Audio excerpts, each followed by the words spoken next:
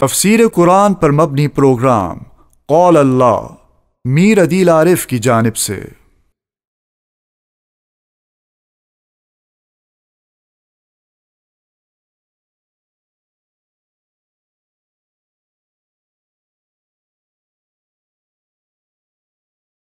بسم اللہ الرحمن الرحیم۔ پروگرام قول اللہ میں آج ہم انشاءاللہ سورہ سجدہ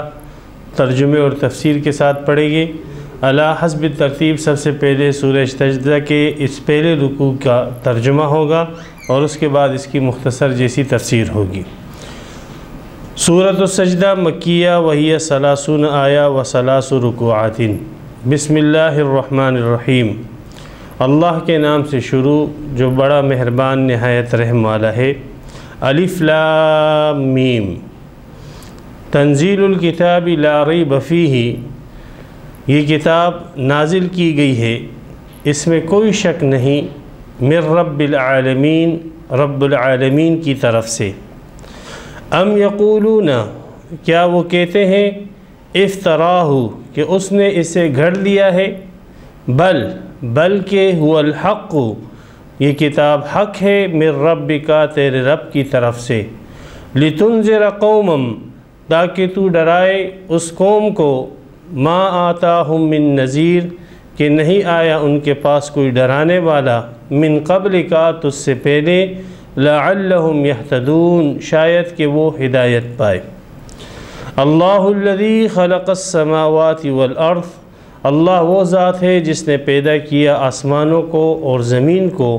وما بینہما، اور جو کچھ ان دونوں کے درمیان ہے، فی 6 ایام، 6 دنوں میں، ثم استوى علی العرش، پھر اللہ برابر ہوئے عرش پر، ما لکم من دونہ، نہیں ہے تمہارے لیے اس کے سامنے، من ولی، کوئی حمایتی، ولا شفیع، اور نہ کوئی سفارشی،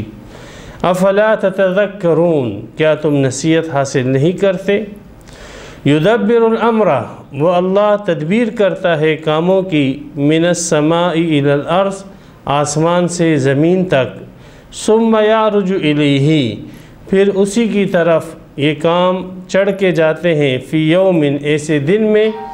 کان مقدارہ 1000 سنۃ، کہ اس کی مقدار 1000 سال ہے، مما تعدون، اس میں سے جو تم شمار کرتے ہو، ذالک، وہ اللہ، عالم الغیبی، چھپی ہوئی باتوں کا جاننے والا، والشہادتی، اور ظاہر باتوں کا جاننے والا، العزیز، غالب، الرحیم، رحم کرنے والا ہے، الذی، وہ اللہ، احسن کل شیء خلقہ، جس نے ہر چیز کو بڑے اچھے انداز سے پیدا کیا، وبدأ خلق الانسان،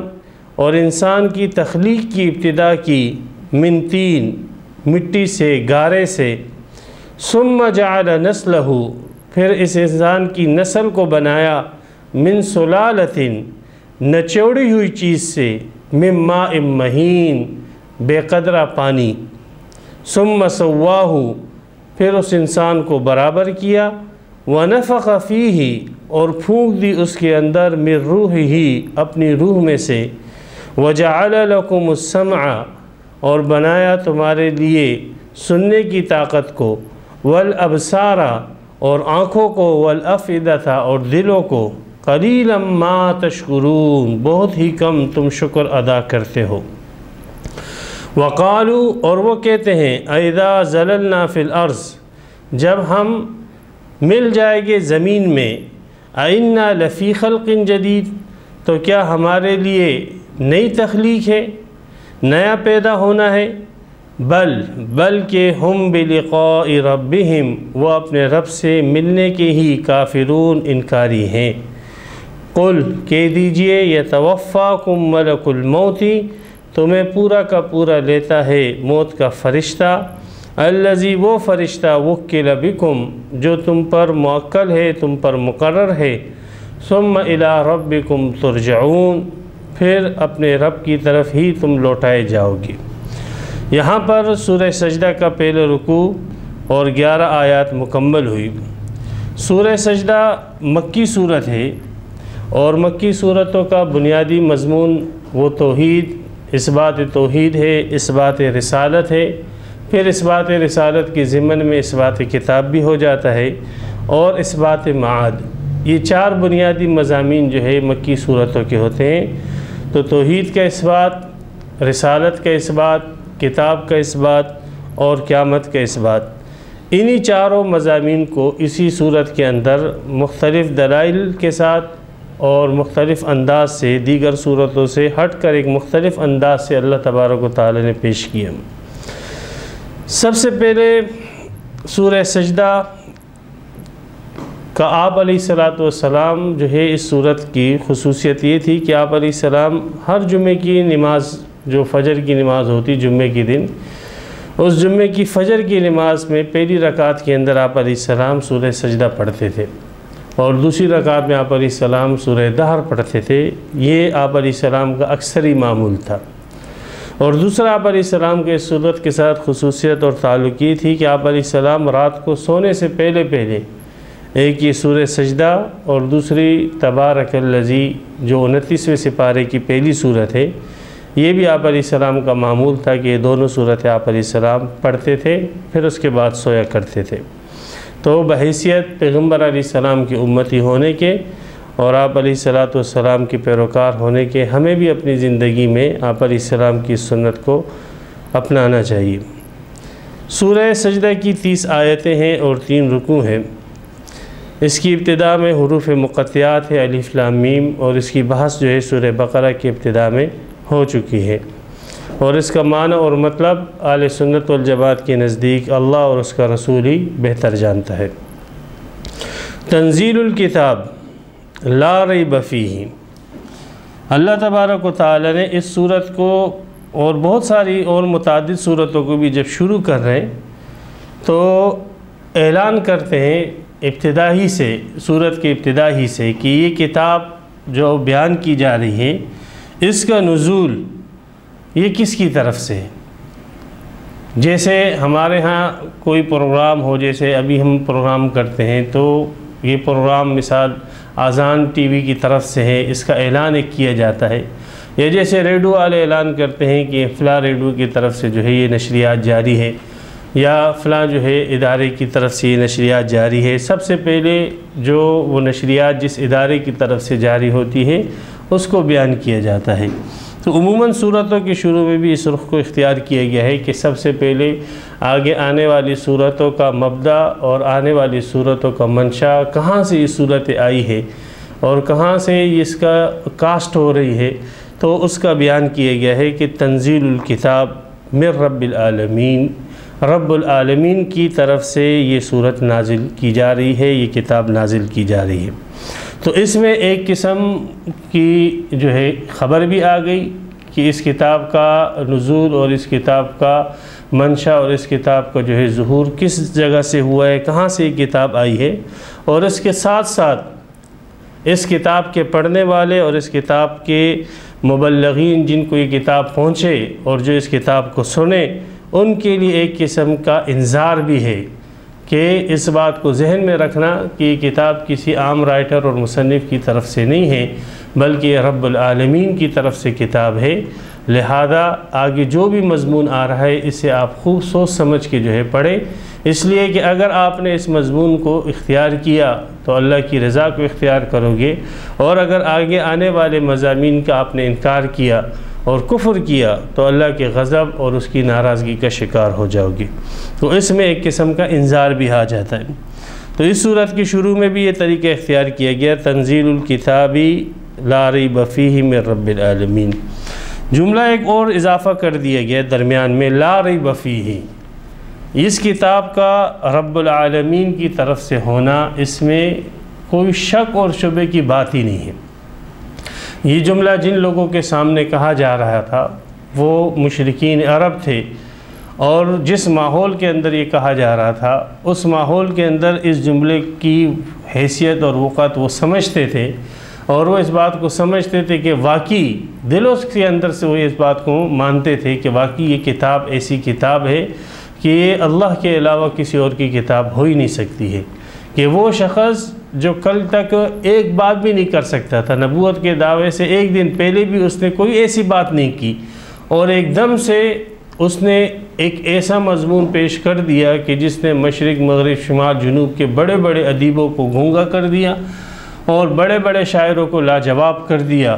اور ایسا مضمون پیش کر دیا کہ جس میں اخلاقیات کی بلندی ہے، ایسا مضمون پیش کیا جس کے اندر سیاست مدنیہ ہے، ایسا مضمون پیش کیا جس میں معاشرتی مسائل ہے، ایسا مضمون پیش کیا جس میں عبادات ہے، ایسا مضمون پیش کیا جس میں اخلاقیات ہے۔ گویا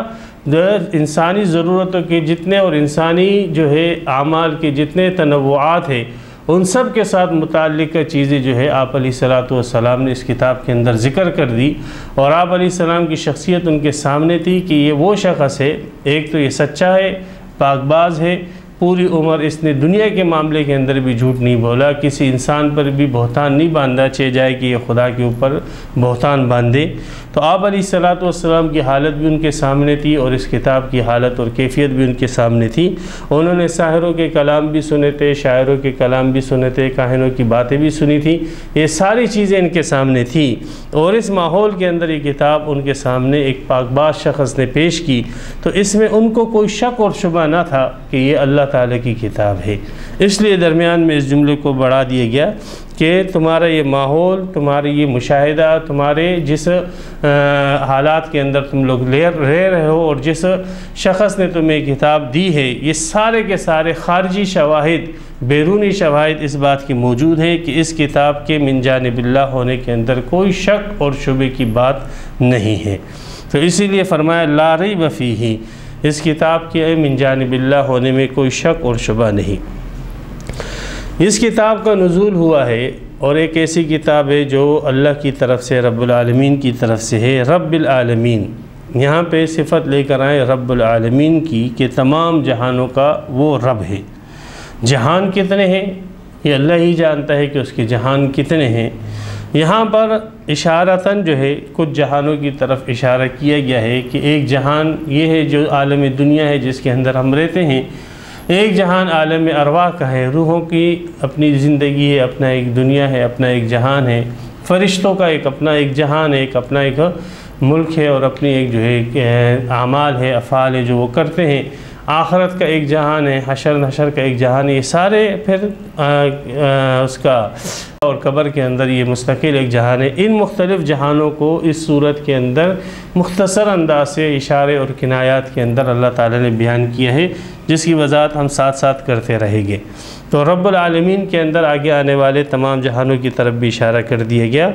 کہ جس ذات کی طرف سے یہ کتاب نازل کی گئی ہے وہ صرف اس دنیا کا نہیں بلکہ جتنے عالم ہیں جو تمہیں نظر نہیں بھی آتے، ان تمام عالموں کا رب ہے، ان تمام عالموں کا پالنہار ہے، اس کی تربیت کرنے والا ہے، ان کی ضرورت فراہم کرنے والا ہے۔ رب کہتے ہیں اس ذات کو کہ جو ضرورت کے مطابق ضرورت پوری کرے۔ تو انسان اور جتنی مخلوق ہے ان کی جو بھی ضرورتیں پوری کرنے والی ذات ہے اس کو رب کہا جاتا ہے۔ اللہ سبحانہ و تعالیٰ کی ذات کو ہم حقیقت اس کی نہیں جان سکتے کہ وہ کیسے ہے، کیسی اس کے جو ہے وجود ہے وغیرہ۔ اللہ تعالیٰ کا جو جاننا ہے وہ صفات کے ساتھ ہی ہے۔ اس لیے انبیاء کرام سے جب بھی اللہ تعالیٰ کے متعلق پوچھا گیا کہ اللہ کیسے ہیں، تو انبیاء کرام نے بھی ہمیشہ اللہ تعالیٰ کا تعارف وہ صفات کے ذریعے سے ہی کرایا۔ تو یہ اللہ تعالیٰ کی صفات کے ذریعے سے تعارف ہے کہ اللہ یعنی وہ جو آپ کی بلکہ تمام جہان والوں کی ہر قسم کی چھوٹی بڑی ضرورتیں پوری کرتا ہے، اور موقع کے مناسبت سے وہ چیز دیتا ہے۔ اگر کسی شخص کی نصیب کے اندر مقدر کے اندر 1000 کلو گندم کھانا لکھی ہے تو وہ رب ایسے نہیں کرتا کہ 1000 کلو گندم ایک ساتھ اس کو دے دے، بلکہ ہر دن کی خوراک کی ایک ترتیب اس رب نے بنائی ہے، اور جتنی اس کو دن کے اعتبار سے خوراک اور گندم کی ضرورت ہوتی وہ رب اس کو فراہم کرتا ہے۔ یہ ربوبیت کا ایک نظام ہے، مستقل ایک عنوان ہے۔ اب جب یہ جس ماحول کے اندر یہ کتاب آئی اور اس کتاب کے من جانب اللہ ہونے میں خود خارجی شواہدات موجود ہے جس کو یہ بھی تسلیم کرتے ہیں، پھر اس کے باوجود یہ کہتے ہیں کہ یہ کتاب محمد صلی اللہ علیہ وسلم نے اللہ تبارک و تعالیٰ سے نہیں لی بلکہ اپنی طرف سے بنائی ہے۔ اب یہ ایک ایسی لایانی بات ہے اور ایک ایسی لایانی جو ہے لایانی اعتراض ہے کہ جس کے جواب کی طرف ہی اللہ تعالی نے کوئی جو ہے التفات نہیں فرمایا، بلکہ ان کے اس جملے کو اور اس قول کو بطور تعجب کے نقل کیا۔ ام یقولون افتراہ، کیا وہ کہتے ہیں کہ اس نے اسے گھڑ لیا ہے، یعنی محمد صلی اللہ علیہ وسلم نے یہ کتاب اپنے دل سے اپنے جی سے بنا لی ہے۔ یہ تو ایک ایسی بات ہے کہ خود ان کا ماحول اور خود ان کی سوچ اور خود ان کا جو تجربہ ہے وہی اس کی تکذیب کے لیے کافی ہے، وہی اس کی تکذیب کے لیے کافی ہے۔ اس لیے اللہ سبحانہ و تعالی نے ان کے اس قول کو بطور تعجب نقل فرمایا۔ بل هو الحق، بلکہ یہ کتاب حق ہے، من ربک، تیرے رب کی طرف سے، اور یہ کتاب آپ کو اس لیے دی گئی ہے لتنذر قوما۔ اب اس کے اندر اس بات کتاب ہو گئی، جب کتاب ثابت ہو گئی کہ واقعی کتاب ہے، ربوبیت ثابت ہو گئی، اس بات توحید ہو گئی، اس بات کتاب ہو گیا۔ اب اس بات رسالت کہ کتاب جب آپ کو دی گئی تو آپ کا فرض منصبی لتنذر قوما، تاکہ آپ ایک ایسی قوم کو ڈرائے ما اتاہم من نذیر، کہ نہیں آیا ہے ان کے پاس کوئی ڈرانے والا، من قبل کا، تجھ سے پہلے، تجھ سے پہلے ان کے پاس کوئی ڈرانے والا نہیں آیا۔ اس کا یہ مطلب نہیں کہ عرب میں کوئی ڈرانے والا آیا ہی نہیں۔ اللہ تبارک و تعالی نے قرآن میں فرمایا لکل قوم ہاد، ہر قوم کے اندر ہم نے ہدایت کے لیے انبیاء کرام کو بھیجا ہے۔ عرب کے اندر بھی بہت پہلے ابراہیم علیہ السلام سے پہلے حضرت ہود علیہ السلام آئے تھے، حضرت صالح علیہ السلام آئے تھے، جن کے واقعات قرآن کے اندر مذکور ہیں۔ پھر ابراہیم علیہ السلام آئے، خود عرب تھے وہ، اسماعیل علیہ السلام تھے، پھر اس کے بعد جو ہے وہ سلسلہ شعیب علیہ السلام جو ہے وہ آئے آپ علیہ السلام کی بعثت سے تقریباً 2000 سال پہلے۔ یہ سارے یہ عرب کے اندر یہ انبیاء کرام آئے۔ تو ما اتاہم من نذیر من قبل کا مطلب یہ ہے، امام راضی رحمۃ اللہ علیہ فرماتے ہیں کہ انبیاء کرام کی جو تعلیمات ہوتی ہے تو اس تعلیمات کو اپنی اصل حقیقت کے اوپر وہ ایک عرصے تک باقی رہتی تھی، اور اس کے بعد پھر اس میں تحریفات شروع ہو جاتی۔ تو انہوں نے بھی ابراہیم علیہ السلام اور انبیاء کرام کی تعلیمات کے اندر تحریفات کی اور اس کو بالکل مسخ کر دیا۔ جیسے ان کا ایک بڑا سردار تھا عمر بن لحی، وہ تجارت کے سلسلے میں بیرون ملک گیا، جیسے بخاری شریف کی حدیث میں آتا ہے، تو وہاں سے بت اٹھا کے لے کر آ گیا، اور بت لا کر اس نے جو ہے بیت اللہ کے اندر رکھ دی اور کہا کہ ان بتوں کی بھی تم عبادت شروع کر دو، اس لیے کہ باہر کے لوگوں کو، ایران کے لوگوں کو، روم کے لوگوں کو میں نے بتوں کی عبادت کرتے ہوئے دیکھا ہے، وہ ترقی یافتہ لوگ ہو سکتے ہیں، تمہاری بھی ترقی ہو جائے ان بتوں کی عبادت سے۔ نبی اکرم صلی اللہ علیہ وسلم نے فرمایا معراج میں نے دیکھا تھا عمر بن لحا کو کہ جہنم کے اندر وہ اپنی انتڑیوں کو کھینچ کے لے کر جا رہا تھا۔ تو اس قسم کے انبیاء کرام کی تعلیمات کے اندر تحریف ہوئی، تو اس تحریفات کے بعد وہ تبدیلی جو انبیاء کرام کی تعلیمات کو تبدیل کر دیا گیا، اس تبدیلی کے بعد عرب کے اندر کوئی نبی نہیں آیا۔ اس کا یہ مطلب نہیں کہ کوئی بھی نبی نہیں ہے، نبی آئے تھے، لیکن پھر وہ انبیاء کرام کی تعلیمات مسخ کر دی گئی، اور اس مسخ کرنے کے بعد پھر ان میں کوئی نبی آپ علیہ الصلاۃ والسلام سے پہلے نہیں آیا۔ لعلہم یہتدون، اس امید پر کہ شاید کہ لوگ ہدایت پا جائیں۔ تو جو بھی منذر ہو، جو بھی مبلغ ہو، جو بھی داعی ہو اللہ کی طرف دعوت دینے والا، وہ اس میں لعلہ یہ ترجی کے لیے آتا ہے، امید کے لیے آتا ہے، امید پر دعوت دے، وہ لوگوں پر اپنی بات نہ منوائے کہ بھائی نہیں تم نے لازماً مجھے میری یہ بات ماننی ہے، اس لیے کہ منوانا یہ مبلغ کا کام نہیں ہے، داعی کا کام نہیں ہے، رسول کا کام نہیں ہے۔ انک لا تہدی من احببت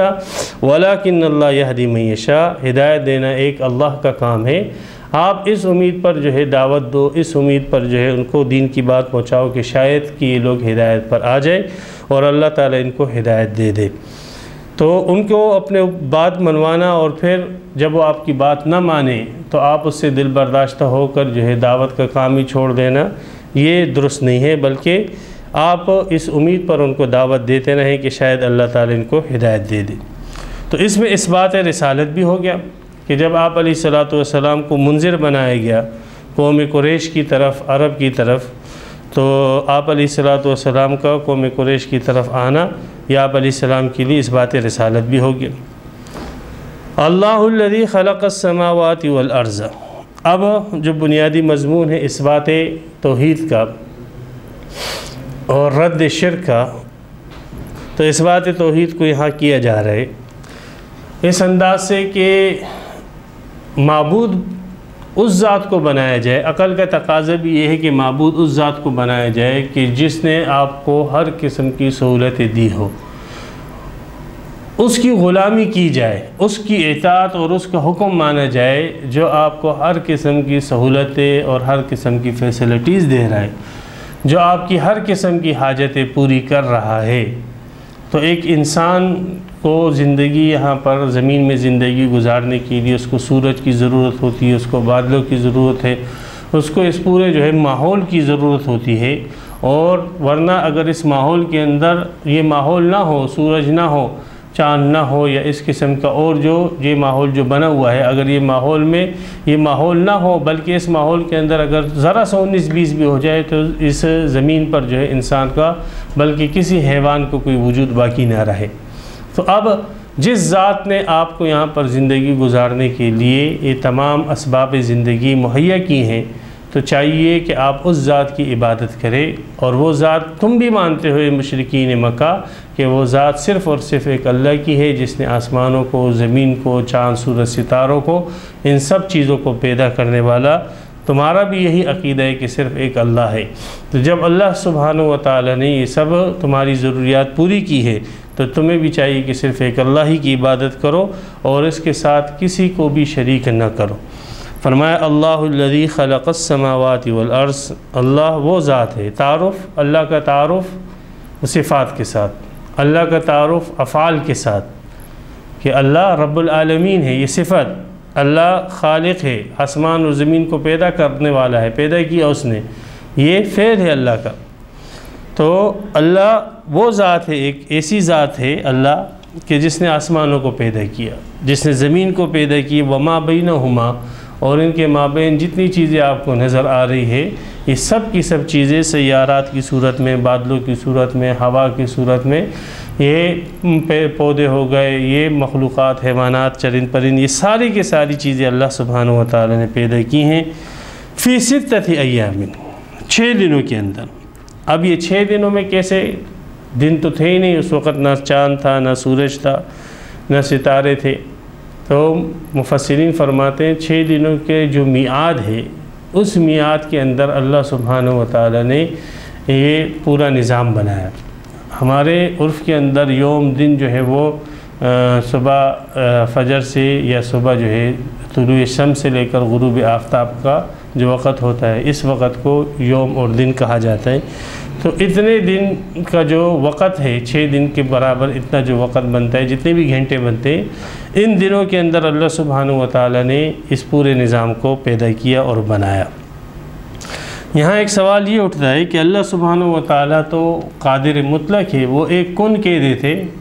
فیکون، تو یہ سب کی سب چیزیں عدم سے وجود میں آ جاتی۔ اس پوری کائنات کو اللہ سبحانہ و تعالی نے ایک ٹائم کے اندر اور ایک لمٹ کے اندر اور ایک اتنے مقدار کے اندر، وقت کے اندر کیوں بنایا؟ تدریجاً کیوں بنایا اللہ تبارک و تعالی نے؟ ایک یکبارگی اسی پوری کائنات کو ایک ہی سیکنڈ کے اندر، ایک ہی لمحے کے اندر عدم سے وجود کیوں نہ دیا؟ تو مفسرین جواب یہ دیتے ہیں کہ یہ کائنات چونکہ عالم اسباب ہے، تو اللہ سبحانہ و تعالی نے اس عالم اسباب کے ساتھ وہی رویہ اختیار کیا کہ جو اس عالم اسباب کا قانون بننے جا رہا ہے۔ اور وہ رویہ یہ ہے کہ اس عالم اسباب کے اندر جتنی بھی چیزیں ہوتی ہیں وہ تدریجاً ہوتی ہیں۔ ایک بچہ جو ہے وہ پیدا، اس کا جسم بنتا ہے، تدریجاً بنتا ہے، پھر وہ بالغ ہوتا ہے، تدریجاً بالغ ہوتا ہے، اس کے پاس علم آتا ہے، تدریجاً علم حاصل آتا ہے۔ ایک گھر جو ہے وہ انسان بناتے ہے، تدریجاً وہ گھر بنتا ہے۔ کوئی بھی چیز ہے وہ یکبارگی اس کائنات کے اندر کسی کے پاس نہیں آتی، وہ اس کے پاس آتی ہے تدریجاً۔ تو اللہ سبحانہ و تعالی نے اس کائنات کے نظام کو سمجھایا ہے کہ آپ جو اس کائنات کے اندر اور اس زمین کے اندر آپ نے بسنا ہے، رہنا ہے، تو یہاں پر جو بھی آپ کو معمورات حاصل ہوگی اور جو بھی صلاحیتیں آپ کو حاصل ہوگی اور جو بھی امور آپ کو حاصل ہوگی، وہ یکبارگی حاصل نہیں ہوگی۔ اس کی یکبارگی حاصل کرنے کی آرزو اور تمنا نہ رکھنا، بلکہ اس کے پیچھے آپ کو ایک محنت کرنی پڑے گی۔ بہت سارے لوگ جو ہے وہ کامیاب لوگوں کو دیکھتے ہیں اور کامیاب لوگوں کو دیکھ کر جو ہے وہ اس کے اوپر رش کرتے ہیں اور کہتے ہیں چاہتے ہیں یہ ہے کہ ہم بھی اس جیسے کامیاب بن جائیں۔ تو وہ کامیاب آدمی کی آخری سیڑھی کو تو دیکھتے ہیں کہ جس پر وہ کھڑا ہوا اور کامیاب ہے اور مسکرا رہا ہے، ہنس رہا ہے، لیکن اس کے پیچھے اس کی ایک جو طویل جو محنت ہے، اس طویل محنت کو وہ نہیں دیکھتا۔ حالانکہ کی سیڑھی تک وہ پہنچا ہے، اس کی اوپر کی سیڑھی تک پہنچنے کے لیے اس نے کئی منازل طے کیے تھے اور کئی مشقتیں اٹھائی اور اٹھا رہا ہوتا ہے، پھر جا کر جو ہے وہ اس ترقی پر پہنچتا ہے۔ تو اسی طریقے سے ہر انسان کو چاہیے کہ وہ اگر اس دنیا کے اندر کوئی ترقی والی جہت یا ترقی والا مقام حاصل کرنا چاہتا ہے تو شیخ چلی کی طرح یہ آرزو نہ رکھے کہ یہ مقام جو ہے مجھے ایک ساتھ ایک دم مجھے مل جائے اور مجھے جو ہے نہ محنت کرنی پڑے، نہ مجھے مشقت کرنی پڑے اور نہ جو ہے چونا لگا اور نہ کچھ لگا اور رنگ بھی آ جائے، اس طریقے سے نہیں ہوگا، بلکہ اس دنیا کے اندر آپ نے کوئی بھی مقام حاصل کرنا ہوگا تو اس کے لیے آپ کو تدریج کی سیڑھی پر چڑھنا پڑے گا، آپ کو ایک محنت مشقت کے دور سے گزرنا پڑے گا۔ تو اللہ تعالیٰ نے آسمانوں کو اور زمین کو پیدا کیا، ثم استوى علی العرش، پھر اللہ مستوی ہوئے عرش کے اوپر۔ استوا کے کئی معنی آتے ہیں، اللہ برابر ہوئے عرش کے اوپر۔ برابر ہونا ایسے نہیں ہے کہ اللہ تعالیٰ کی ذات جو ہے وہ عرش کو چھو رہی ہے یا اللہ تعالیٰ علیہ باللہ عرش پر بیٹھے ہوئے ہیں۔ اللہ تعالیٰ جو ہے مخلوق کی مماثلت سے پاک ہے۔ مخلوق جو تخت کے اوپر بیٹھے تو اس کا جسم جو ہے وہ تخت کے ساتھ مس کرتا ہے اور وہ اس کے لیے ایک مکان بن جاتا ہے۔ اللہ تبارک و تعالیٰ چونکہ مخلوق سے ہر قسم کی صفات جو مخلوق کے اندر ہے اس کی مشابہ سے اللہ پاک ہے، لیس کمثلہ شیء، اس لیے اللہ تبارک و تعالیٰ کے لیے استوا کی صفت اہل سنت والجماعت کے نزدیک ثابت ہے، کما ہوا شانو، جیسے اللہ کی شان ہے۔ اللہ عرش کے اوپر تخت کے اوپر مستوی ہوئے جیسے کہ اللہ کی شان ہے۔ یہی اسلاف کا عقیدہ تھا کہ اس قسم کی جتنی بھی آیتیں آ جاتی ہیں اللہ عرش پر ہے، یہ اہل سنت کا عقیدہ ہے۔ اللہ آسمانوں میں ہے، وَهُوَ اللَّهُ فِي السَّمَاوَاتِ، یہ اہل سنت کا عقیدہ ہے۔ وَهُوَ اللَّهُ فِي الْأَرْضِ، یہ قرآن میں اللہ زمین پہ ہے، یہ اہل سنت کا عقیدہ ہے۔ اس قسم کی جتنی آیتیں آ جائے، وَهُوَ مَعَكُمْ، اللہ تمہارے ساتھ ہے، تو اس قسم کی آیتوں کے متعلق اسلاف فرماتے تھے امیر روحا بلا کیفیت، اس کو جو ہے چلاؤ، اس کو اسی طرح گزارو اور اس کی کوئی تشریح اور وضاحت نہ کرو، اور اس کے متعلق صرف یہی کہو کہ یہ صفات اور یہ افعال جو اللہ تعالیٰ نے اپنے لیے بیان کی ہیں یہ اللہ کے لیے ثابت ہے اور یہ اسی طرح ثابت ہے جیسے اللہ کی شان ہے۔ اس لیے اہل سنت اس کا ترجمہ یہی کرتے ہیں کہ اللہ مستوی ہوئے، برابر ہوئے عرش کے اوپر جیسے کہ اس کی شان ہے، مخلوق کی طرح مستوی نہیں ہوئے اور مخلوق کی طرح برابر نہ ہوئے۔ ما لکم من دونہ، نہیں ہے تمہارے لیے من دون، دون کے معنی سوا کے بھی ہوتے ہیں، علاوہ کے بھی ہوتے ہیں۔ یہاں پر چونکہ آگے لفظ شفیع آ رہا ہے اس کی مناسبت سے یہاں پر دون کے معنی سامنے کی کرنا زیادہ مناسب لگتا ہے مقابلے میں، کہ قیامت کے دن اللہ سبحانہ و تعالیٰ کے مقابلے میں اور دنیا کے اندر بھی یہ پورا جو نظام ہے اس کے چلانے کے اندر اللہ تعالیٰ کے مقابلے میں نہ کوئی تمہارا حمایتی ہے نہ کوئی سفارشی ہے۔ لوگوں نے اس قسم کے نظریات بنائے ہوئے ہیں کہ ہم مخلوق کو راضی کر لیں گے اور وہ مخلوق جب ہم سے راضی ہو جائے گی تو اللہ تبارک و تعالیٰ سے وہ ہمیں لے کر دے دے گی۔ اللہ تعالیٰ کو ہم راضی نہیں کر سکتے ہیں، اللہ تعالیٰ کی رضا بہت زیادہ مشکل ہے، لہذا ہم اپنے لیے کسی حمایتی کو ڈھونڈتے ہیں اور ہم اس کو راضی کرتے ہیں، اور وہ تمام اطاعتیں جو اللہ نے اپنے لیے بتلائی تھی وہ ہم اس مخلوق کے لیے کریں گے، سجدہ اس کے لیے کریں گے، قیام اس کے لیے کریں گے، ذکر اس کا کریں گے، تسبیحات اس کی پڑھیں گے اور نعرے اس کے لگائیں گے اور جھکے گے اس کے سامنے۔ تو مخلوق کے ساتھ ہم وہی رویہ رکھیں گے جو خالق کے ساتھ رکھنا چاہیے تھا۔ یہ مخلوق جب ہمارے اس رویے سے خوش ہوگی تو یہ خود اس خالق سے، اس رب سے جو ہے ہمیں لے کر جو ہے ہماری ضرورتیں پوری کر دے گی۔ اور وہ یہ کہتے ہیں کہ اللہ جو ہے وہ تو دینے والا ہے اور تقسیم کرنے والے وہ تو مخلوق ہے، وہ تو انسان ہے، وہ تو اولیاء ہے، وہ تو انبیاء ہے، وہ تو فرشتے ہیں، وہ تو جو ہے اور جو ہے نیک مخلوق ہے یا بت وغیرہ ہیں، یہ جیسے بھی عقائد ہیں مشرکوں کے۔ تو اللہ تبارک و تعالیٰ نے اس آیت میں اس کی نفی فرمائی ہے، فرمایا تخلیق کائنات کی اللہ تعالیٰ نے کی ہے، تدریجاً کی ہے، اللہ تعالیٰ عرش کے اوپر ہے اور پورے نظام کو دیکھ رہا ہے، تمہاری ضرورتیں پوری کرنے کے لیے اللہ اب بھی رب ہے، ابھی بھی اس کی ربوبیت ہے، وہی تمہاری ضرورتیں پوری کرتا ہے۔ اللہ کے مقابلے میں تمہارے لیے نہ کوئی حمایتی ہے اور نہ کوئی سفارشی ہے جو اللہ تبارک و تعالیٰ کے سامنے تمہاری سفارش اور حمایت کر کے اللہ سے لے کر تمہیں کچھ دے دے۔ افلا تتذکرون، اتنی واضح باتیں ہونے کے باوجود، اتنی واضح آیتیں آنے کے باوجود، اتنا واضح کلام ہونے کے باوجود کیا تم نصیحت حاصل نہیں کرتے؟ اتنی تمہاری عقل نہیں ہے، اتنا تمہارا ذہن نہیں ہے، اتنا تمہارا جو ہے شعور نہیں ہے کہ اتنی واضح باتیں جو ہے کہ سب چیزوں کی تخلیق اللہ سے مانتے ہو، سب چیزوں کا خالق اللہ کو مانتے ہو۔ مشرکین مکہ سب چیزوں کا خالق اللہ کو مانتے تھے اور یہ بھی کہتے تھے کہ کائنات میں کوئی چیز جو ہے مخلوق نے پیدا نہیں کی، لیکن اس کے باوجود وہ بتوں کو اور جو ہے دیگر مخلوقات کو، فرشتوں وغیرہ کو وہ اللہ تعالیٰ کا شریک بناتے تھے۔ تو اللہ تبارک و تعالیٰ نے ان کی بے عقلی کا یہاں پر ذکر کیا کہ ان کو بالکل اتنی واضح باتوں سے نصیحت حاصل نہیں ہوتی ہے۔ یدبر الامر من السماء الی الارض، اب یہ بھی اسی ما لکم من دونی من ولی ولا شفیع کی مزید وضاحت ہو رہی ہے کہ اللہ نے ایسے نہیں کیا کہ کائنات بنا دی اور کائنات بنانے کے بعد اس کا نظام کچھ دیوی دیوتاؤں کے حوالے کر دیا، یا اس کا نظام جو ہے کچھ انبیاء فرشتوں کے حوالے کر دیا یا نیک لوگوں کے حوالے کر دیا کہ آپ جو ہے اس کائنات کا نظام چلاؤ، جیسے مشرکین کا عقیدہ ہے۔ بلکہ اللہ تعالیٰ فرماتے یدبر الامر، اللہ تدبیر کرتا ہے، ابھی بھی کر رہا ہے۔ اللہ ہر کام کی تدبیر کرتا ہے، ہر چیز کی تدبیر کرتا ہے۔ من السماء الی الارض، آسمان سے لے کر زمین تک جتنے امور ہیں سارے امور کی تدبیر کرنے والا وہ صرف اور صرف ایک اللہ ہے۔ اس نے اپنے ساتھ ان امور کی تدبیر میں کسی کو شریک نہیں کیا ہے۔ بارش برسانا اللہ کا کام ہے، بے اولاد دینا اللہ کا کام ہے، عزت دینا، ذلت دینا، عذاب نازل کرنا، راحتیں اتارنا، یہ سب اللہ تعالیٰ کے کام ہیں۔ اللہ سبحانہ و تعالیٰ جو ہے جیسا حکم دیتے ہیں پھر اس کے حکم کے مطابق اس کے ملازم، اس کے نوکر، اس کے خادم، اس کے عبادت کرنے والی مخلوق جو ہے اس حکم کو پورا کرتی ہے۔ تو تدبیر کرنے والے اللہ ہی ہیں، آسمانوں اور زمین کے تمام معاملات کی اللہ نے کائنات بنا کر کسی کے حوالے نہیں کی ہے۔ ثم یعرج الیہ، اب قیامت کی طرف اشارہ،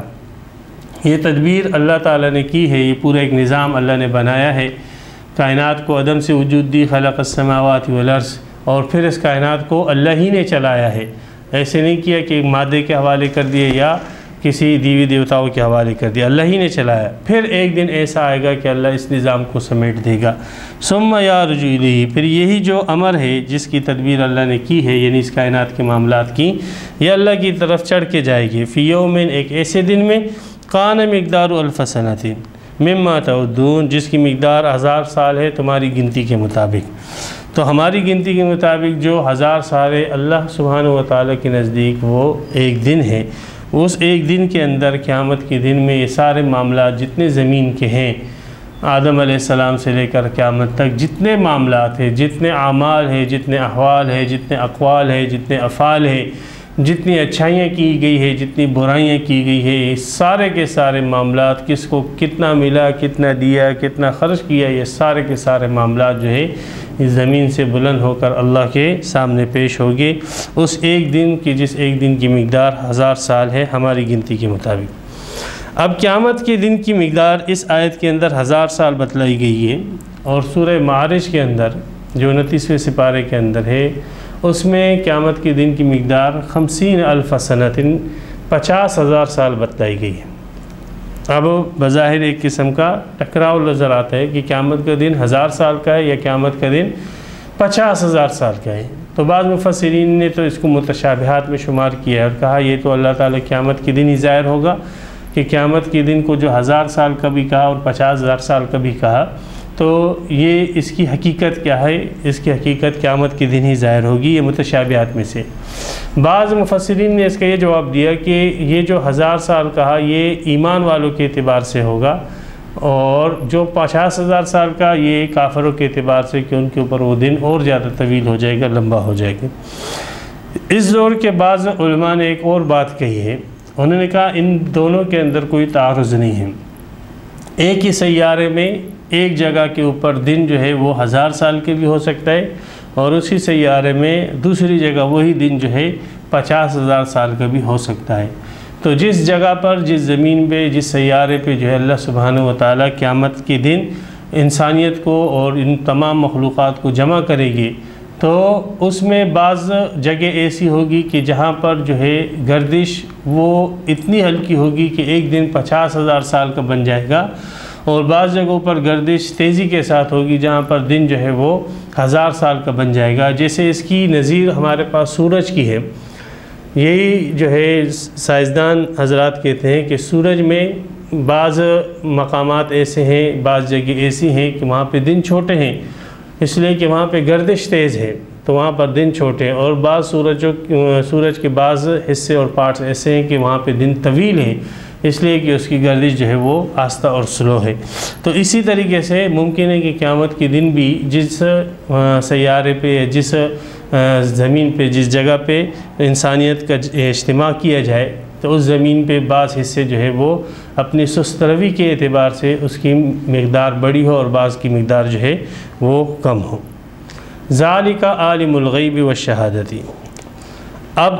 قیامت کا ذکر آیا تو اللہ تبارک و تعالیٰ نے تخلیق کائنات کی، تدبیر کائنات کی، پھر اس کائنات کو اللہ نے سمیٹ دیا۔ تو یہ سب کرنے والی جو ذات ہے اس کے اندر 2 کوالٹیاں ہونی چاہیے کم از کم، ایک تو یہ کہ قدرت ہو اور ایک ہے کہ علم ہو۔ علم کہ اس کو معلوم ہو کہ کس نے کون سا عمل کیا ہے، کس نے کون سا قول کیا ہے، کس نے کون سا فعل کیا ہے، کس نے کتنا کھایا پیا، کتنا سویا ہے، کتنا اس سے حساب کتاب لینا ہے۔ تو اللہ سبحانہ و تعالیٰ کے اندر علم کی کوالٹی اور صفت موجود ہے، اور علم بھی ایسا ذالکہ، وہ اللہ ایسا ہے عالم الغیبی کہ وہ چھپی ہوئی باتیں جو مخلوق سے چھپی ہوئی ہے اس کو جانتا ہے، وہ شہادتی، اور جو ظاہر مخلوق کے سامنے اس کو تو وہ جانتے ہی جانتا ہے۔ العزیز الرحیم، اور اس کو اپنا جو ہے حکم جاری کرنے سے کوئی روکنے والا بھی نہیں، وہ غالب ہے، اور الرحیم، اور ایمان والوں پر وہ رحم کرنے والا بھی۔ تو یہ اللہ تعالیٰ کی یہاں پر علم کی صفت، عزت کی صفت اور رحم کی صفت کو اس آیت میں بیان کیا گیا، یہ علم کی صفت آ گئی۔ اب اللہ سبحانہ و تعالیٰ کی قدرت کی صفت، اور اس قدرت کی صفت کے اندر جو ہے ضمن میں کائنات کی دوبارہ تخلیق اور قیامت جو ہے معاد، اس کی ایک نظیر پیش کی جا رہی ہے، اور اس کے اوپر ایک دلیل پیش کی جا رہی ہے کہ تمہیں قیامت کا اٹھنا اور قیامت کے دن جمع ہونا یہ تمہیں جو ہے اچنبھے کی بات لگتی ہے، اور یہ تمہیں جو ہے تعجب کی بات لگتی ہے۔ حالانکہ اللہ سبحانہ و تعالیٰ نے اس کائنات کو عدم سے وجود دیا ہے، اس کائنات کو بنانے والے، عدم سے وجود دینے والے اللہ ہے۔ تو جب وہ ذات ایک چیز کو عدم سے وجود دے رہی ہے، ایک چیز ہے ہی نہیں، اور اس کو جو ہے اللہ نے پیدا کیا ہے، تو جب یہ تم مانتے ہو کہ ایک چیز کو بغیر نقشے کے اور بغیر کسی چیز کے، بغیر کسی مادے کے اللہ سبحانہ و تعالی نے پیدا کیا، تو ایک چیز تو وجود میں آ چکی، اس کا نقشہ بن چکا، تو اس کو دوبارہ پیدا کرنے پر اللہ کو کیسے قدرت نہ ہوگی؟ تو اس میں کائنات کے اختتام کے بعد دوبارہ پیدا کرنے پر اللہ سبحانہ و تعالی کی قدرت کی ایک دلیل بھی آ جائے گی، اور کائنات کی ابتدا جب آسمان اور زمین کے بعد انسانیت کی ابتدا کیسی ہوئی اس کا ذکر بھی اس کے اندر آ جائے گا۔ الذی احسن کل شیء خلقہ، اللہ تعالی نے ہر چیز کو اچھے انداز سے، احسن انداز سے پیدا کیا ہے، جس کو جیسا اللہ نے پیدا کیا ہے وہ اس سے زیادہ خوبصورت وہ نہیں بن سکتا تھا۔ یہ اللہ سبحانہ و تعالی کی تخلیق ہے۔ اللہ تعالی نے شیر کو جیسے بنایا وہ اس کی خوبصورتی ہے، اللہ نے پانی کو جیسے بنایا وہ اس کی خوبصورتی ہے، آگ کو جیسے بنایا یہ اس کی خوبصورتی ہے، اور یہ اس کے اندر اللہ کی حکمتیں ہیں۔ آپ پانی کے اندر پھیلاؤ ہے، اس کو آپ سمیٹ سکتے ہو کسی چیز کے اندر، کسی برتن کے اندر۔ آگ کے اندر بلندی ہے، اوپر کی طرف اٹھتی ہے، آگ کے اندر اگر پھیلاؤ ہوتا چیزیں جلا کے رکھ دیتی۔ انسانیت کو جس انداز سے پیدا کیا، چرند پرند کو آپ غور کرو ذرا اس مخلوق کے اندر اور ان کی بناوٹ کے اندر، تو آپ جو ہے انگش بدندہ رہ جاؤ گے کہ واقعی اللہ سبحانہ و تعالی نے جس مخلوق کو جس قدر پر اور جس اندازے پر اور جس حیت کے اوپر اللہ نے پیدا کیا، اس سے بہتر اور اس سے اچھا جو ہے وہ مخلوق کی تخلیق نہیں کی جا سکتی تھی۔ تو اللہ سبحانہ و تعالی نے صرف مخلوق کو پیدا نہیں کیا بلکہ احسنہ، مخلوق کو پیدا کیا احسن طریقے سے، بہت اچھے انداز سے۔ ابتدا کیسی ہوئی انسانیت کی؟ لوگ کہتے ہیں کہ انسانیت کی ابتدا جو ہے ایک کیا نام ہے جانوروں سے ہو گئی تھی، اور اتفاقاً جو ہے ایک مادہ بن گیا تھا اور ایک جرثومہ بن گیا، اس کے اندر حیات پیدا ہو گئی، اور اتفاقاً اس حیات سے پھر جو ہے نا انسانی زندگی۔ یہ ساری بکواسات ہیں اور سارے ڈھکوسلے ہیں۔ ڈارون کے اس نظریے کو جو ہے آج کل کے سائنسدانوں نے بھی اٹھا کر کچرے کے ڈبے میں ڈال دیا ہے، اور بار ممالک کے سائنس کی کتابوں میں سے تو پہلے اس کو پڑھایا جاتا تھا اور اب اس کو نصاب سے بھی خارج کر دیا گیا۔ تو یہ ایک فضول اور بے عقلی والا نظریہ تھا جو انسانوں کے اندر داخل کرنے کی کوشش کی گئی تھی۔ انسانیت کی ابتدا کیسے ہوئی؟ فرمایا بدا خلق الانسان، انسان کی ابتدا ابتدائی تخلیق من طین، مٹی کے گارے سے ہوئی تھی۔ اللہ تعالیٰ نے مٹی کے گارے سے ایک مجسمہ بنایا، اور اس مجسمے کو اللہ سبحانہ و تعالیٰ نے پھر زندہ کیا، اور آدم علیہ السلام کی شکل اس نے اختیار کی، اور اس طریقے سے انسانیت وجود میں آئی۔ تو یہ اللہ سبحانہ و تعالیٰ کی قدرت کی بڑی دلیل، ایک اللہ نے کائنات میں ہر چیز کو پیدا کیا اور خوبصورت انداز سے پیدا کیا، یہ اللہ کی قدرت۔ پھر اس کائنات کا جو مرکزی نقطہ ہے یعنی انسان، اس کو اللہ سبحانہ و تعالیٰ نے پیدا کیا، اور ایک عجیب انداز سے کہ اس کو مٹی سے پیدا کیا اللہ نے۔ کائنات کی سب سے جو قیمتی چیز ہے، سب سے اہم چیز ہے، اس کو سب سے جو ہے کمتر چیز سے یعنی مٹی سے اللہ نے پیدا کیا۔ یہ اللہ کی شان ہے، کوئی اللہ سے پوچھنے والا نہیں ہے۔ اور پھر عجیب بات تو یہ دیکھو کہ یہ جو حضرت انسان ہے، جو اس کائنات کا مرکزی نقطہ ہے، اس زمین کا مرکزی نقطہ ہے، اگر اس سے انسانوں کو ہی ختم کر دو تو اس کی کوئی ویلیو اور حیثیت نہیں رہتی۔ اس مرکزی نقطے میں بنیادی انسان کو مٹی سے پیدا کیا، پھر اس کے بعد کی جو نسل تھی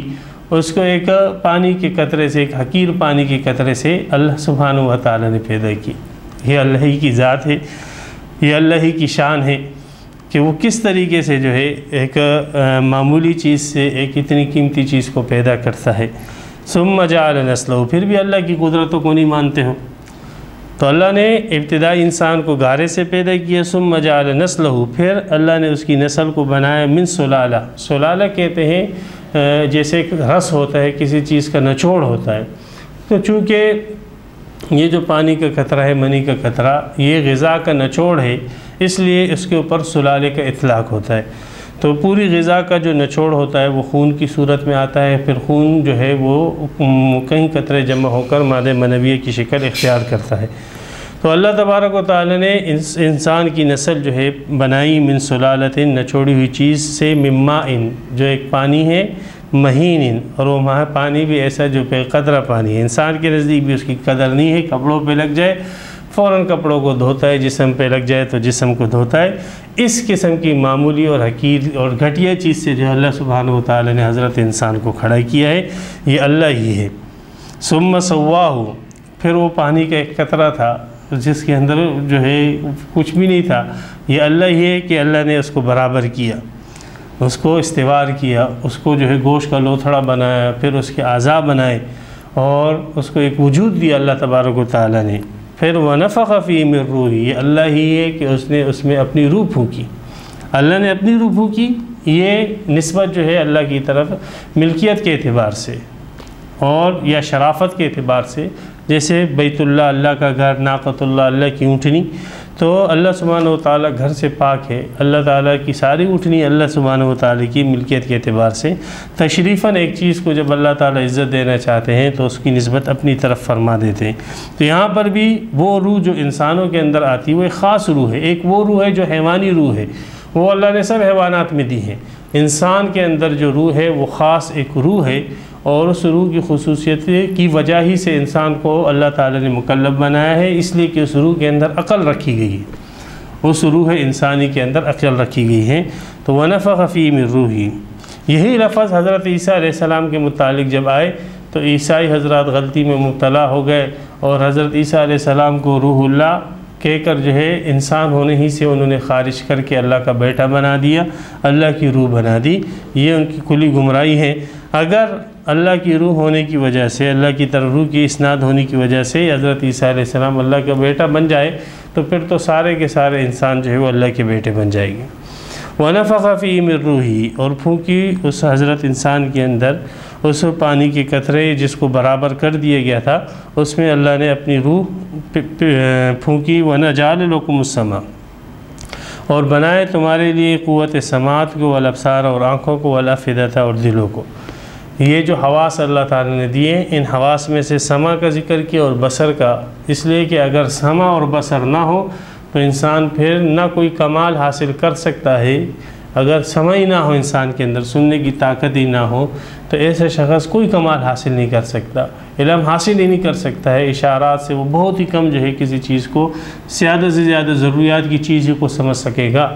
اندھا ہو، سنتا ہو، پھر بھی جو ہے وہ ایک حد تک جو ہے کمالات حاصل کر سکتا ہے، اگرچہ دیکھنے والے کی حد تک جو ہے وہ کمالات حاصل نہیں کر سکتا۔ اس لیے اللہ تعالیٰ نے پہلے سمع کو ذکر کیا کہ سمع کی اہمیت، سننے کی اہمیت انسان کے لیے زیادہ ہے بنسبت دیکھنے کی، پھر اس کے بعد دیکھنے کو ذکر کیا۔ قوت ذائقہ جو ہے، چکھنے کی قوت، قوت شامہ، یہ بھی انسان کو ایک علم کا فائدہ دیتی ہے، لیکن اس کے علم کی وہ نوعیت نہیں ہے جو کہ قوت سمع اور قوت بصر سے انسان حاصل کرتا ہے۔ اس قوت شامہ اور ذائقہ سے جو انسان علم حاصل کرتا ہے وہ شخصی اور ذاتی حد تک محدود رہتا ہے۔ تو اللہ سبحانہ و تعالی نے تمہارے لیے قوت سماعت رکھی۔ پہلے غائب کے صیغے استعمال کیے، یہاں پر مخاطب کے، اس لیے کہ جب پھونک سے پہلے وہ مردہ تھا، روح جب تک نہیں تھی وہ مردہ تھا، جب روح اس کے اندر پھونک دی گئی تو وہ زندہ بن گئے۔ اس لیے اللہ تبارک و تعالیٰ اب اس کو مخاطب کر کے کہہ رہے ہیں کہ اللہ نے تمہارے لیے قوت سماعت رکھی اور تمہارے اندر جو ہے بصارت رکھی، والافئدہ، اور دل رکھے۔ دل سے مراد یہاں پر عقل ہے کہ اللہ سبحانہ و تعالیٰ نے سوچنے سمجھنے کی صلاحیت اور طاقت رکھی۔ اب یہ سوچنا جو ہے ذہن سے ہوتا ہے یا دل سے ہوتا ہے، یہ بھی سائنسدانوں کے درمیان اختلافی ہے۔ بہت سارے سائنسدان یہی کہتے ہیں کہ ذہن جو ہے وہ عقل رکھتا ہے، سوچتا ہے، اور بہت سارے سائنسدان کہتے ہیں کہ نہیں، دل جو ہے وہ سوچنے اور سمجھنے کا کام کرتا ہے۔ قرآن مجید میں بھی عام طور پر جو سوچنے سمجھنے کا استعمال آیا ہے وہ دل کے لیے آیا ہے۔ تو اللہ سبحانہ و تعالی نے تمہارے لیے پوری کائنات تخلیق کی، اللہ تعالی نے تمہارے لیے اس کائنات کی ایک تدبیر کی، اللہ سبحانہ و تعالی نے تمہارے باوائے آدم کو پیدا کیا، اور اچھے اور خوبصورت انداز سے کائنات کے اندر ہر چیز کو جو ہے اللہ تعالی نے پیدا کیا، تمہاری ایک نسل بنائی، تمہارے اندر جو ہے حواس اللہ تعالی نے رکھے۔ ان تمام احسانات کا تقاضا کیا تھا کہ تم اللہ کا بہت زیادہ شکریہ ادا کرتے، اپنے 24 گھنٹے اللہ تعالیٰ کی شکریہ ادا کرنے سے نہ تھکتے، لیکن ہوا کیا؟ قلیلا ما تشکرون، بہت ہی کم تم شکر ادا کرتے ہو۔ انسانیت سے کہا جا رہا ہے، انسان سارے کے سارے نہیں کرتے۔ انسانوں میں جو اللہ کا شکر ادا کرنے والے ہیں وہ مومنین ہیں، مسلمان ہیں، اور پھر مسلمانوں میں بھی اللہ کا شکر ادا کرنے والے بہت کم۔ اس لیے ایک انسانوں کے اندر جو ہے اللہ تعالیٰ کا شکر جو انسانوں کی طرف سے اللہ کے پاس جاتا ہے وہ بہت ہی کم ہے۔ تو مشرکین جو ہے وہ اللہ سبحانہ و تعالیٰ کے ساتھ شرک کرتے تھے، رسول اللہ صلی اللہ علیہ وسلم کی رسالت کے منکر تھے، تو دلائل سے ان کے اس شرک کی تردید کی گئی اور رسول اللہ صلی اللہ علیہ وسلم کی رسالت کو ثابت کیا گیا۔ پھر اس کے بعد مشرکین چونکہ قیامت کے بھی منکر تھے، اس لیے قیامت کے انکار کو مشرکین یوں کہتے تھے، قالو وقالو، پہلے انہوں نے اعتراض کیا کہ اللہ نہیں ہے، اللہ کو نہیں مانتے، اللہ کے ساتھ شرک کرتے تھے اور رسول کو نہیں مانتے تھے۔ اب ان کا تیسرا اعتراض کہ وہ کہتے، انہوں نے کہا اذا ضللنا فی الارض، جب ہم رل مل جائے گی مٹی کے اندر، مٹی میں زمین کے اندر ہم رل مل جائے گی اور بالکل جو ہے گمسم ہو جائے گی، اِنَّا لَفِي خَلْقٍ جَدِيدٍ، تو کیا ہمیں نئی تخلیق دی جائے گی؟ تو یہ ان کا یہ کہنا ہے کہ ہم زمین کے اندر مل جائے گی، رل مل جائے گی، ہم مل جائے گی، یہ ہم کے متعلق جو انہوں نے کہا کہ ہاں ہم زمین میں مل جائے گی، یہی ان کی سب سے بڑی غلطی ہے۔ ہم کہاں زمین پر ملتا ہے؟ میں کہاں زمین پہ ملتا ہوں؟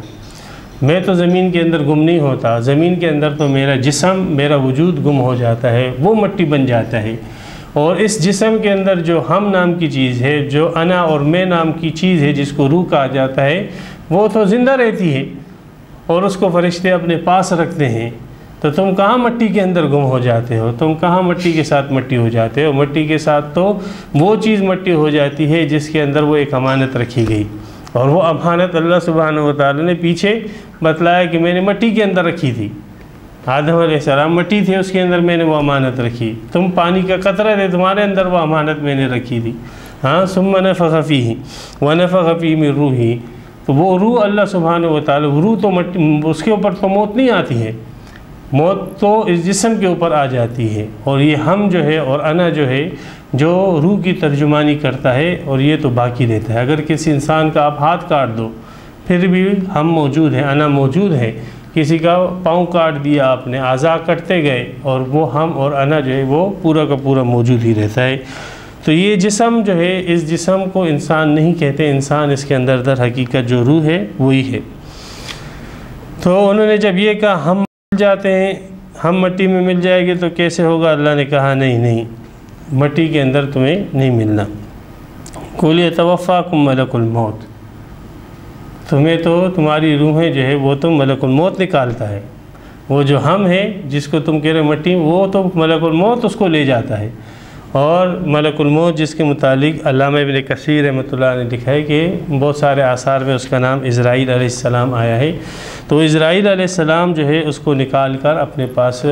یا تو نیک ہوتا ہے تو نیکوں کی روحوں اوپر اعلی علیین میں، اور بدکار ہوتا ہے تو سجین کی جیل کے اندر ان کو ڈال دیا جاتا ہے۔ تو وہ ہم تو وہاں پر موجود ہے، اور اس ہم کو جو ہے اللہ سبحانہ و تعالیٰ دوبارہ قیامت میں سامنے لا کر کھڑا کرے گے۔ تو اس میں جو ہے کیا جو ہے ایسی بات ہے جو تمہیں بعید لگتی ہے۔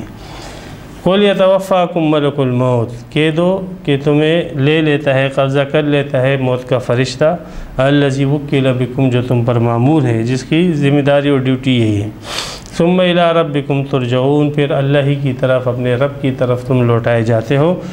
اللہ ہی کے سامنے جو یہ ہم جس کو تم کہتے ہو مٹی میں مل جاتا ہے، یہ ہم جا کر اللہ کے سامنے پہنچ جاتا ہے۔ تو حقیقت یہ ہے کہ اس قسم کی باتیں یہ لوگ جو کرتے تھے، یہ اس وجہ سے نہیں کہ ان کے پاس کوئی دلیلیں تھی، بلکہ حقیقت یہ ہے بل ہم بلقاء ربہم کافرون، بلکہ حقیقت یہ ہے کہ یہ اپنے رب کی ملاقات سے ہی منکر تھے۔ قیامت کے متعلق جتنی چیزیں ہیں اسی کے یہ منکرین تھے، اور اسی کو یہ نہیں مانتے تھے، اور اپنے اس انکار کو اس قسم کے شبہات سے دلیل کا نام دے کر مضبوط کرنے کی کوشش کرتے تھے۔ اصل بیماری ان کے اندر انکار آخرت تھی، انکار معاد تھی۔ باقی ان کی یہ شبہات جو ہے وہ اللہ سبحانہ و تعالیٰ نے فرما دیا کہ جو ذات انسان کو عدم سے وجود دے سکتا ہے وہ انسان کو دوبارہ پیدا کرنے پر بطریق اولا قادر ہے۔ جو ذات جو ہے آسمان اور زمین جیسی بڑی مخلوقات کو پیدا کر سکتا ہے، وہ حضرت انسان کو دوبارہ عدم سے وجود دینے پر بطریق اولا قادر ہے۔ جو ذات سینکڑوں اربوں کروڑوں سال تک، لاکھوں سال تک جو ہے اس انسان کے ذرے ذرے کی ضروریات کو پورا کرتا ہے اور اس کی تدبیر کرتا ہے، وہ ذات جو ہے انسانوں کو عدم سے وجود دینے پر بطریق اولا قادر ہے۔ وہ ذات جس نے انسانیت کو اور بلکہ تمام مخلوقات کو انتہائی خوبصورت انداز سے پیدا کیا ہے، وہ ذات انسانوں کو عدم سے وجود دینے پر دوبارہ بطریق اولا قادر ہے۔ وہ ذات کہ جس نے حضرت انسان کی نسل کو مٹی سے بنایا اور پھر اس کو جو ہے نطفے سے پیدا کیا، وہ ذات جو ہے اس کا علم، اس کی قدرت کا تقاضا یہ ہے کہ وہ انسان کو دوبارہ پیدا کرنے پر بطریق اولا قادر ہے۔ تو یہ سارے کے سارے دلائل اللہ سبحانہ و تعالیٰ نے قیامت کے اس بات پر دیے، اور اس کے اندر نبی اکرم صلی اللہ علیہ وسلم کی رسالت بھی ثابت ہوگی، اللہ سبحانہ و تعالیٰ کی توحید، اللہ کا علم، اللہ کی صفات، اللہ کی قدرت بھی ثابت ہوئی، اور اس قرآن مجید کا منزل من اللہ ہونا بھی ثابت ہوا کہ اتنے چھوٹی سی جگہ پر جو ہے اتنے سارے مضامین اللہ نے جمع کیے۔ اللہ سبحانہ و تعالیٰ ہمیں قرآن مجید کی صحیح سمجھ عطا فرمائے۔ وآخر دعوانا الحمدللہ رب العالمین۔ تفسیر قرآن پر مبنی پروگرام قول اللہ میر عدیل عارف کی جانب سے